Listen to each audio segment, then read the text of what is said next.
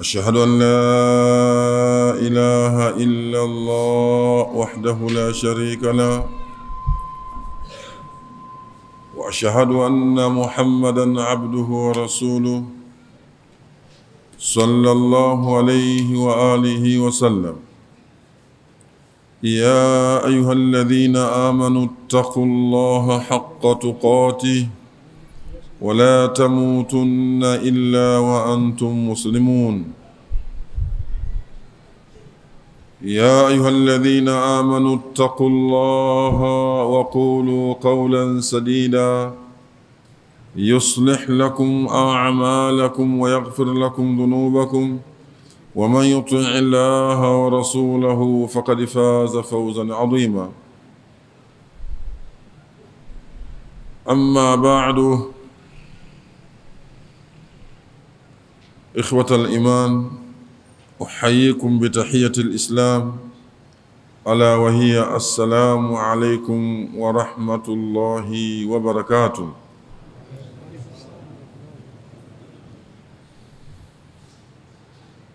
نسأل الله تبارك وتعالى أن يجعلنا ممن تنزل عليهم السكينة وتحفهم الملائكة وتغشاهم رحمة ويذكرهم الله في من عنده. آمين آمين آمين. Ndugu zangu, tukiendelea na darasa yetu Al-Fiqh wal-Muyassar, bado tunaishi na kitabu Siyam na mlango wetu bado ni mlango wa kwanza ambao tulisema utakuwa na masala tofauti. Darasa lililopita tukazungumzia masala ya kwanza, maana ya funga, na tukabainisha nguzo. Ikumbuke ya kwamba tarehe ya funga au funga hii kufaradhishwa hasa ilikuwa ni mwaka wa 2 Hijiria. Kwa hivyo kitarehe mtume wetu Muhammad salama amefunga Ramadhani 9. Katika maisha yake yeye amefunga Ramadhani 9 tu.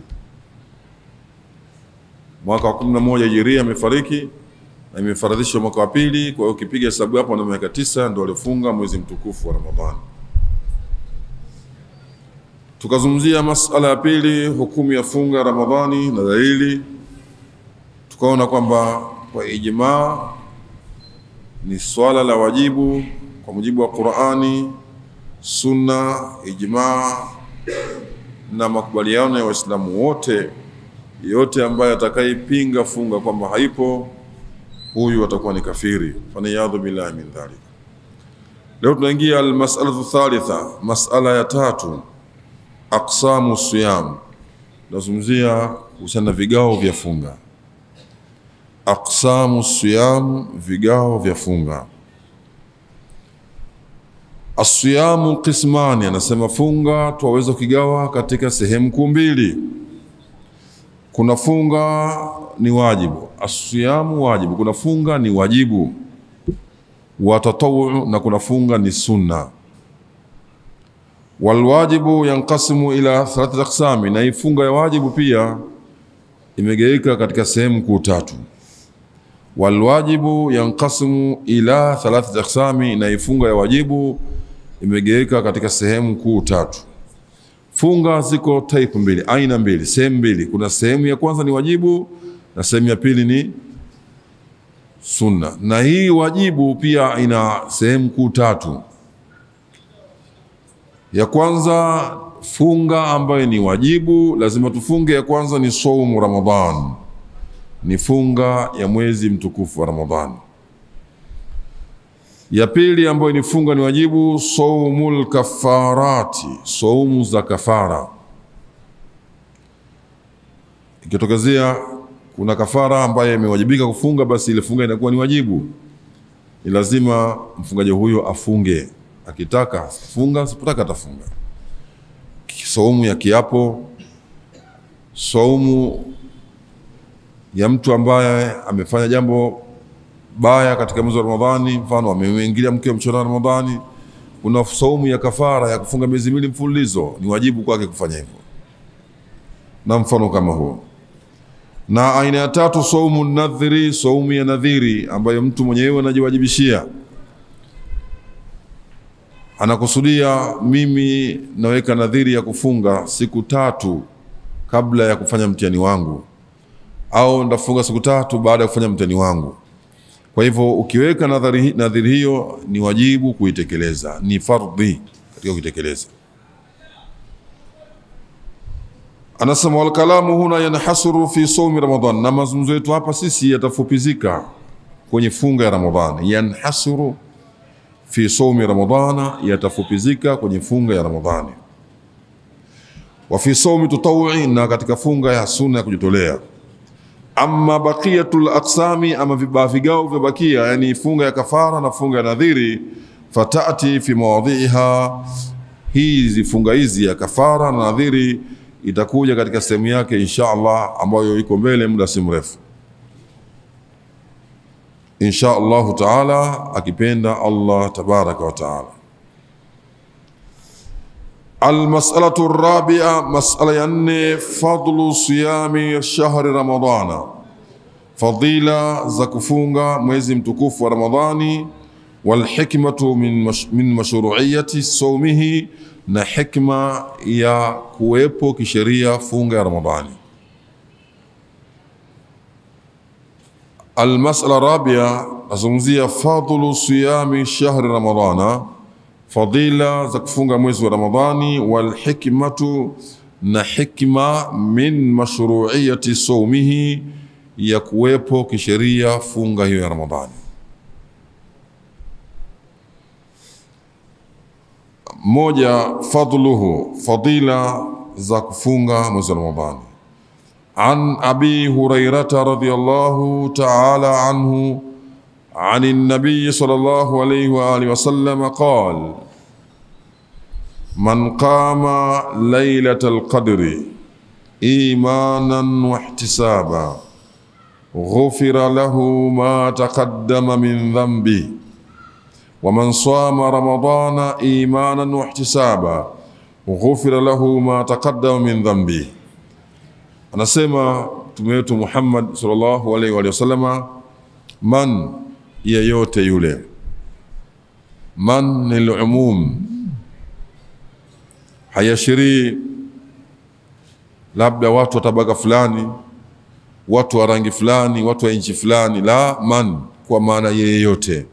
Muhimu kwamba awe amekidhi vigezo, awe ana masharti yaliyotimia kwake. Miongoni mwa masharti hayo al-Islam, kuwa Muislamu. Kwa akafanya haya yafuatayo: man qama lailatul qadri, yeyote atakayesimama akiwa anafanya ibada usiku wenye cheo. Imanan, kafanya haya mambo kwa imani, kilichomsukuma na kuinuka kufanya ibada katika siku huo si kinginecho ni imani. Al-imanu billah, kamwamini Allah tabaraka wa taala, na anatambua nafasi ile ni ya pekee, kuipata kwake ni bahati kubwa sana, na malipo yake Allah ameweka ya pekee. Akiamini kwamba malipo haya yapo na mlipaji yupo, hafi wala harubuniwi wala haongwi wala hadanganywa akadanganyika, ambaye ni Allah tabaraka wa taala. Wanadamu wengine anawezekana amekuahidi kukusaidia, kukulipa ukifanya jambo fulani, lakini akatokezea fatani mmoja akaenda kafitinisha, akatia sumu yake mwanadamu ule, kwa sababu ni mwanadamu, hana ukamilifu na kasoro, basi akalewa, akakunyima haki zako za msingi kwa sababu tu ya fitna ya mtu fulani. Lakini Allah sio kiumbe, hayuko hivyo. Anafunga, anasimama akiamini hivyo katika maisha yake, na wala hakusimama pale usiku eti kwa sababu ameambiwa kwamba wote watakaodiriki usiku ule, kuna jamaa ameahidi kutoa zawadi ya kumpa kila mmoja kilo 3 na dhahabu. kuna kilo 5 dhahabu atapewa, kila aliyesimama usiku ule atapewa. Akainuka kwa sababu kuna mazingira hayo ya kupewa chochote. Ye imanan, hisia iliyomvuta akaenda kufanya ile ni imani. Kicho ni imani kwa Allah tabaraka wa taala, kimtarajia Allah. Wa ihtisaban, na huku akitaraji kwake yeye tu Allah malipo. Ghufira lahu, atasamehewa mtu huyo ma taqaddama min dhambihi, dhambi zake ambazo ameshazifanya hapo mwanzo. Atasamehewa dhambi zake alizotanguliza. Wa man sama ramadhana, na yote atakayefunga mwezi mtukufu wa Ramadhani imanan, kafunga mwezi huu kwa imani. Ramadhani imekuja akaipokea kwa furaha kubwa na shangwe, akitarajia mazuri zaidi kwa mgeni huyu aliyokuja. Swama Ramadhana imanan bifaradhiyati sawmi alayhi, kafunga imanan billahi, kumwamini Allah tabaraka wa taala, wa bifaradhiyati sawmi alayhi, na amefanya hivyo akiyajua kwamba ibada hii tukufu ya Ramadhani ameifaradhisha kwetu sisi Allah, hakuifanya kuwa ni khiari, ni lazima na kwa maslahi mapana katika maisha yetu sisi.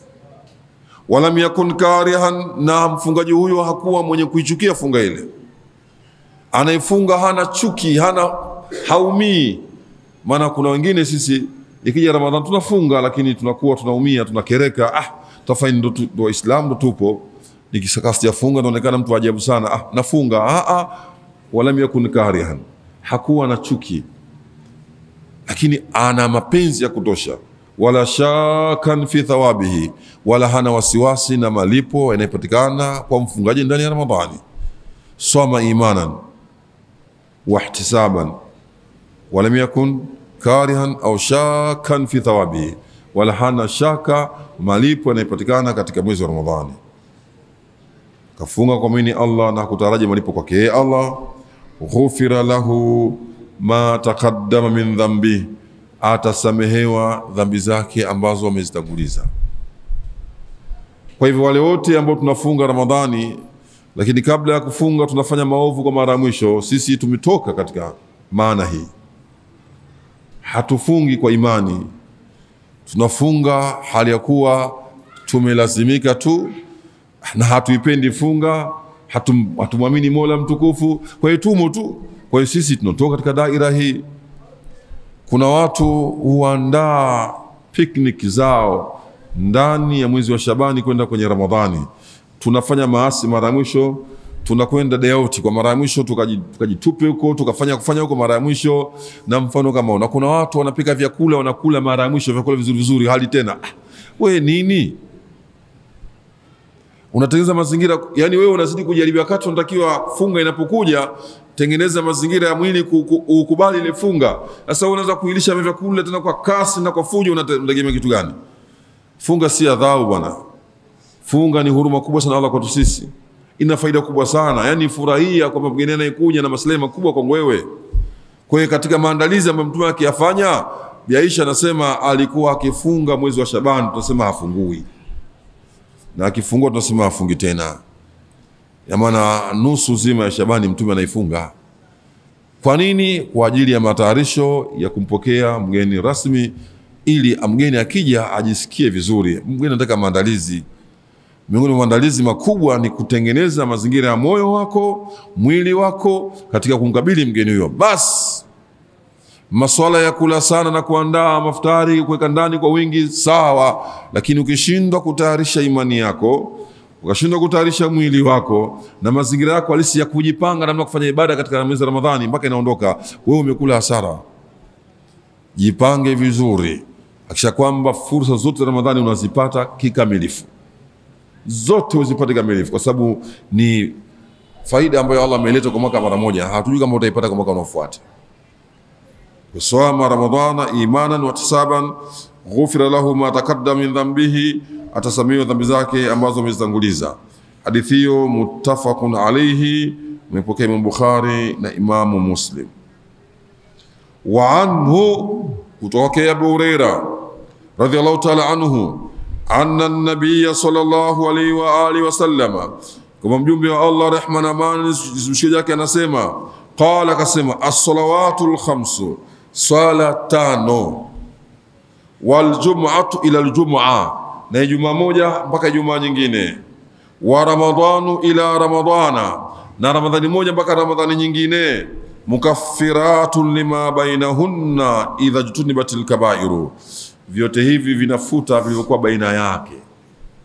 Ina maana sala moja kwa nyingine katikati hapa, ukisali asubuhi mpaka dhuhuri hapa katikati, adhuhuri mpaka alasiri katikati hapa, magharibi alasiri mpaka magharibi, magharibi mpaka isha, isha mpaka alfajiri, maeneo hayo unasamehewa dhambi zako. Wataka nini Muislamu? Ijumaa mpaka Ijumaa, Ijumaa iliyopita mpaka Ijumaa inayofuata, hapa katikati unasamehewa dhambi zako wewe, na Ramadhani mpaka Ramadhani ijayo, distance hiyo. Waislamu, nahnu namliku ma la yamliku ghayruna, sisi Waislamu tuna fursa nyingi wenzetu hawana. Tuna fursa nyingi sana wenzetu fursa hizi hawana. Pamoja na fursa zote hizi, bado mashakili ni mengi kwetu sisi. Tuna safa, hatuna mafanikio, hatuna nguvu, ni madhaifu. Tumekosea wapi Waislamu? Sharti idhajutunibatil kabairu, ikiwa madhambi makubwa yameepukwa. Madhambi makubwa ndio hayaingii katika hii kusamehewa sala na sala, Ijumaa na Ijumaa, Ramadhani na Ramadhani. Madhambi makubwa ukijiepusha haya, basi madhambi madogo madogo yote ambayo yanafanyika kwa wewe, basi unasamehewa, unakuwa safi. Anayeswali swala tano, Mtume sallallahu akamithilisha na mtu ambaye chini ya nyumba yake kumepita mtu wa maji, akawa nakoga mara 5 kutwa kwenye mto ule. Je, mtu huyu atabakia na uchafu? Jawabu, hana, atabakia na uchafu. Kadhalika salawatul khams, swala 5 unapozidumisha wewe unakuwa safi mithili ya hivyo, unasafishwa. Hadithi hiyo rawahu Muslim, kaipokea Imam Muslim aidan. Hadha ba'dhu ma warada fi fadli sawmi shahr Ramadhana, anasema hii ni baadhi tu ya kile ambacho kimekuja katika kuzungumzia fadhila za kufunga mwezi mtukufu wa Ramadhani. Ni baadhi tu, ziko hadithi nyingi tu, lakini ameleta hizo, tutosheke na hizo tukijua fadhila zake, lakini ziko nyingine nyingi sana. Kwa madhumuni ya kitabu chetu, Sheikh anasema tutosheke, mashekhe wanatosheke na hadithi hizo. Wa fadailu kathira, anasema fadhila zake ni nyingi sana. Hizi ni baadhi katika hizo nyingi.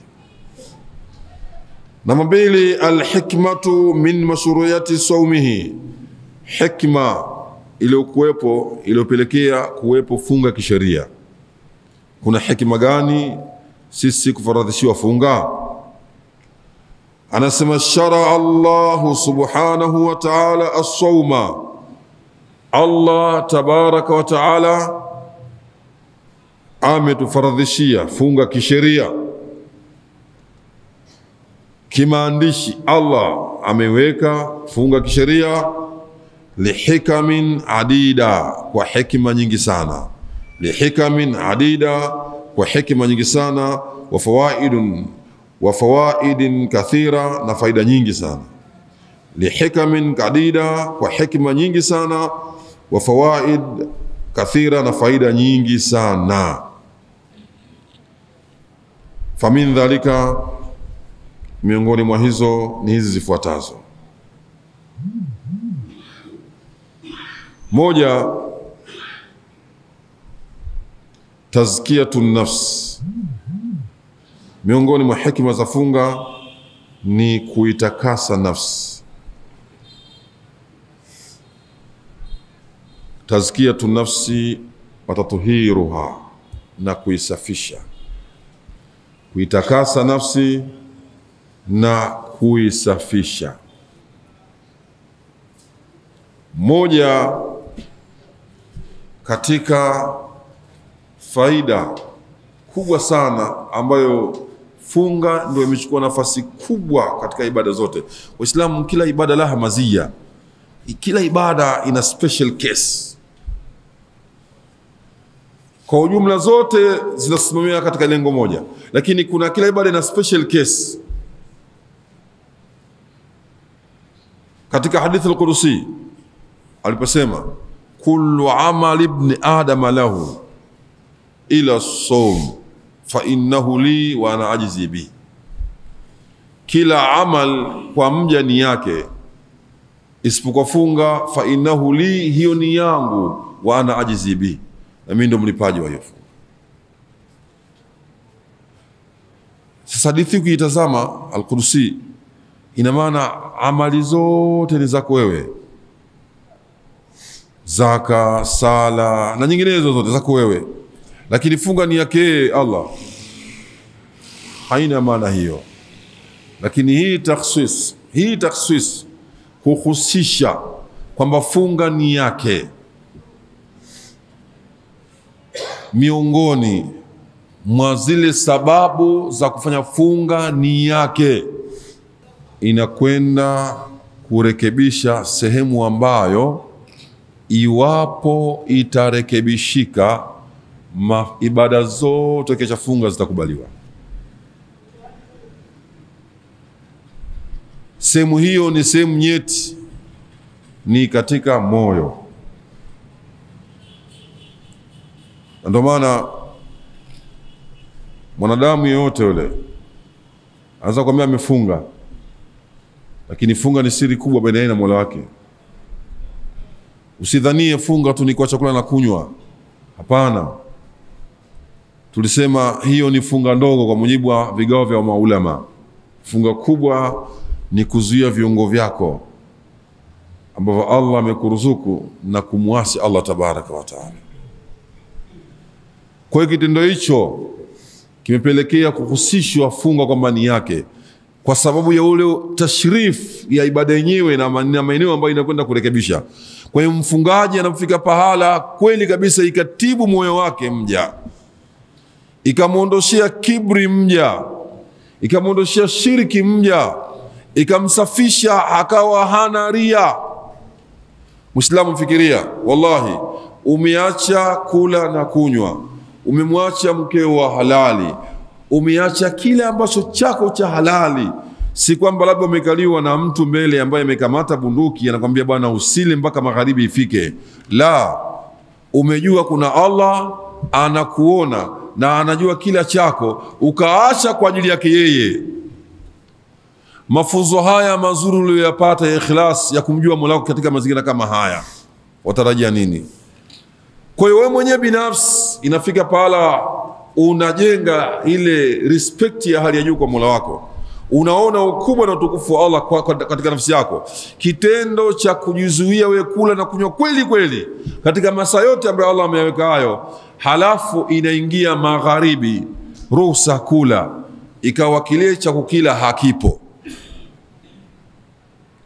njaa ile yafunga yako ulikuwa nayo imekukaa barabara, magharibi inaingia hamna tende, hamna maji, hamna uji, hamna chochote. Qul araaitum in asbaha maukum ghaura, vipi mnaonaje ikiwa mtaamka asubuhi maji yote hakuna, visima vimekauka, bahari zote zimekupwa, hakuna maji hata kitu, hamna, afu umefunga na ingia magharibi unakosa maji, maji ya kunywa hunayo na umefunga, utakuwa katika hali gani?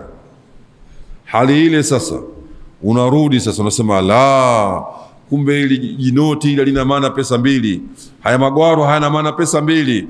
Allah akizuia kuleta neema zake hapa duniani, sisi tumekufa, tumekula hasara, hatuna kitu. Kwa hiyo inakuja automatically nguvu kubwa ya imani kwa Mola wako kuzidi zaidi na kujua nafasi ya Mola kwako wewe, kwamba Allah ni nani kwako wewe, ana nafasi gani kwako wewe. Unaona umuhimu wa vyakula kipindi hicho, unaona yule ambaye amekosa hana, unamuona unajenga respect ya hali ya juu sana. Kwa mazingira hayo yanamjenga mja anakuwa hana kibri, hajioni eti kwa sababu ana cheo, kwa sababu ana mali, kwa sababu ana kila kitu, hajioni anaonyesha kibri. Hivyo vyote hivyo hamiliki yeye. Allah akimnyima cheo hakina maana, Allah akikunyima afya cheo hakina maana. Ukishindwa kula manake afya huna, utadhoofu, utasemaje, utatembeaje, huna nguvu ya aina yote. Kwa hivyo inakujenga respect kubwa kwa Mola, unaondosha kibri, unakuwa na nidhamu ya hali ya juu. Hii funga ndo kazi yake hiyo. inakutengeneza mazingira haya wewe mja kwenye moyo wako, inakutakasa, unakuwa ni mja kweli, unamtambua Mola wako, unaepusha shirki, unaepusha jeuri na viburi kwa Mola wako na kwa vipi Allah tabaraka wa taala. Lakini wewe ngapi tunafunga Ramadhani, tushafunga Ramadhani ngapi, bado nafsi zetu ni korofi, zina viburi vya kutosha. Sisi kwa Mola tuseme, unatarajia nini? Kwa miongoni mwa kuhusisha kwamba funga hii ni yake, inafanya kazi kubwa katika sehemu maalum ambayo ni kwenye moyo. Matendo yako yote hayakubaliwi ila panaangalia moyo wako ukoje. Inna Allaha la yanzuru ila ajsamikum wala ila suwarikum walakin yanzuru ila qulubikum. Anaangalia mioyo ikoje. Moyo wako katika mazingira gani? Usafi wa moyo ndio unapelekea kubaliwa ibada yako. Moyo ukiwa ni mchafu, basi ndo Abu Huraira alipokea hadithi ya Mtume salama ambaye anayezungumzia juu ya mwanadamu, inna fil jasadi mudghah, kwamba kwenye mwili wa mwanadamu kuna kipande cha nyama, idha salahat, kikitengenea kipande hicho, salaha jasadu kullu, mwili wote umekaa sawa. Wa idha fasadat, kama kitaharibika, fasada jasadu kullu, mwili wote umeharibika. Ala wa hiya alqalbu, si kinginecho ni moyo. Kwa moyo ukikaa sawa, mambo yamekaa vizuri. Moyo ukiharibika, mambo yote hamna kitu. Kwa hivyo funga katika wadhifa wake mkubwa ni kurekebisha kwenye idara ya moyo. Kwenye moyo ndio pahala pa kubaliwa matendo yako wewe. Ikaitwa funga ni yake. Anaacha chakula chake, anaacha kinywaji chake, yada'u ta'ama wa sharabahu min ajli, anaacha kula na kunywa kwa ajili yangu mimi. Kweli, kwa nini mimi nisimlipe?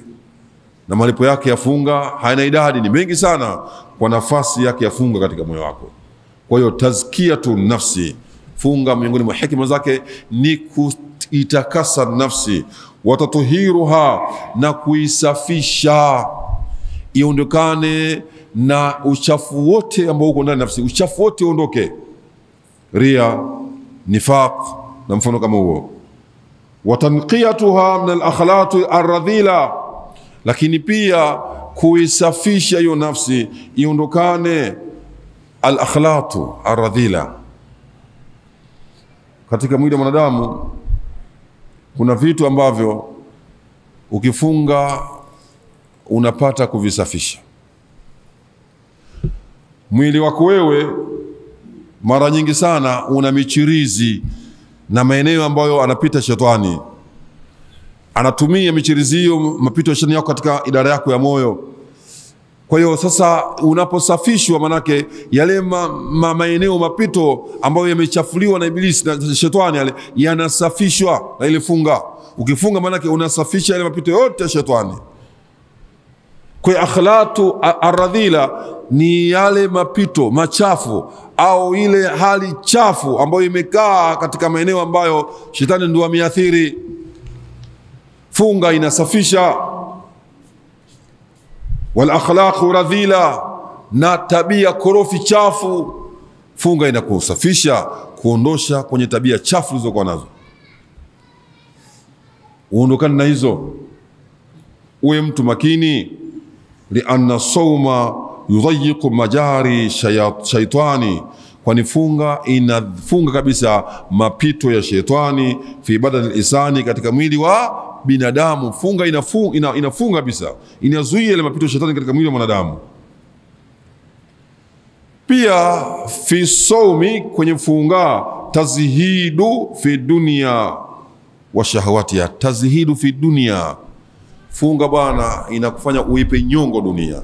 Tazhidu inakufanya wewe dunia usiipe uso, usiipe kipaumbele, pamoja na kuyapa mgongo matamanio, kutoyatii matamanio.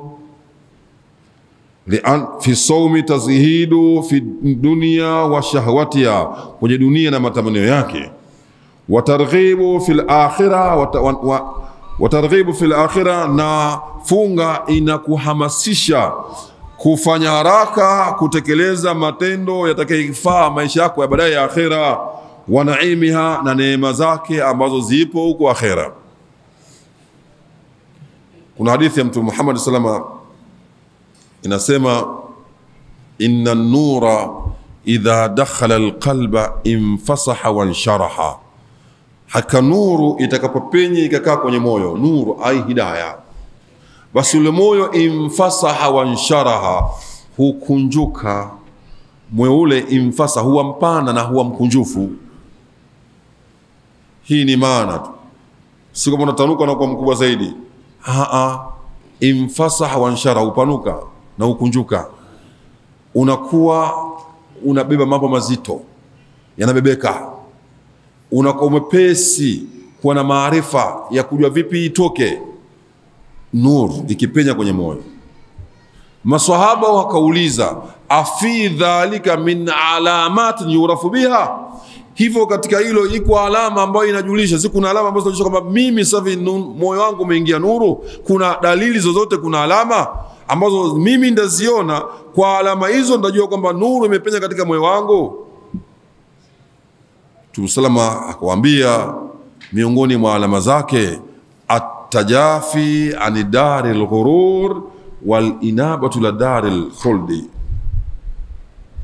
ni wewe kulipa mgongo ile dunia na uongo wake. Ukiona umefika pahala nafsi yako imekuwa inachukia dunia, haipupii dunia, iko smoothly, slowly but sure, taratibu, hana pupa na dunia, ukijikuta na mazingira hayo, unazo alama hizo. Lakini wakati huo unapupa kubwa, kila lenye maslahi na akhera, wewe uko mbio. Na hivi ndivyo ilivyokuwa maswahaba. Dunia yao hawakuwa na pupa, si kwamba washughuliki na dunia, la, lakini walikuwa na pupa kubwa sana kuitafuta akhera yao. Hawafanyi mchezo kwenye akhera, hata upuzi mdogo hawafanyi. Ndio maana wanashindana katika khairi. Funga hizo wanashindana kweli kweli, sadaka hizo wanashindana, yani ibada za sunna wanashindana katika khairi, wanashindana sana.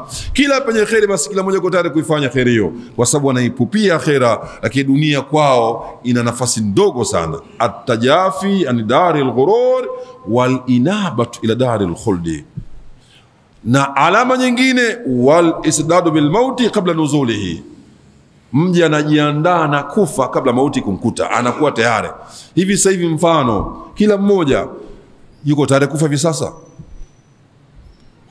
Mauti sasa hivi yuko tayari kufa, ondoka duniani hivi sasa hivi, utamkuta anafikiria na hili sakata hili, bado. Wewe kwani wewe Mungu amekwambia siku fulani utakufa?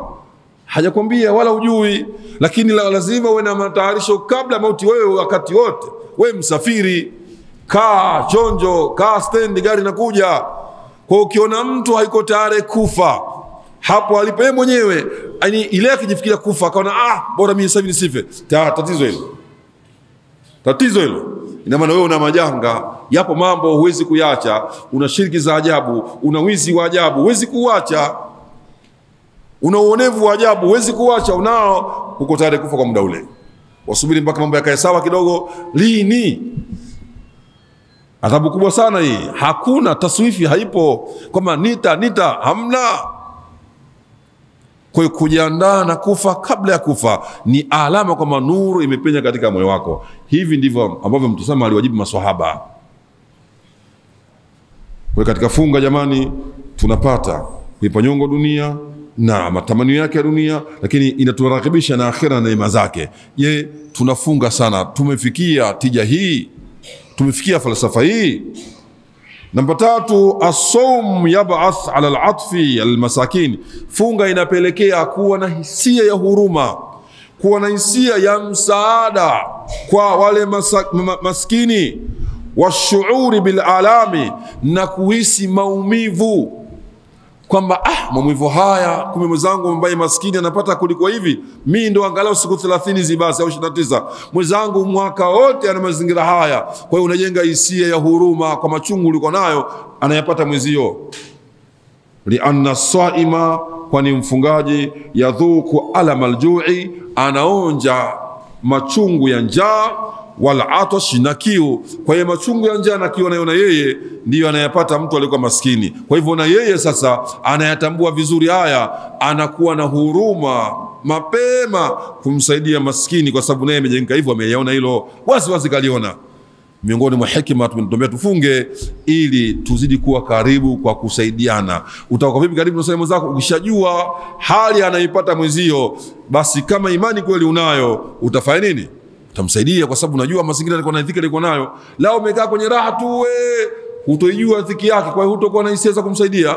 Lakini ukigonja kidogo na uchungu, basi itakupelekea nawe kuwa na hope kwamba inafaa mimi mwenzangu kumsaidia. Ila ghairi dhalika min alhikami albaligha, na nyingine nyingi miongoni mwa hekima zilizokuwa nyingi yani ziko nyingi sana. Wal fawaidu aladida, na fawaida ziko nyingi sana, zipo tukiacha hizi. Tufupisike na hizo, nasema shekhe kwamba ziko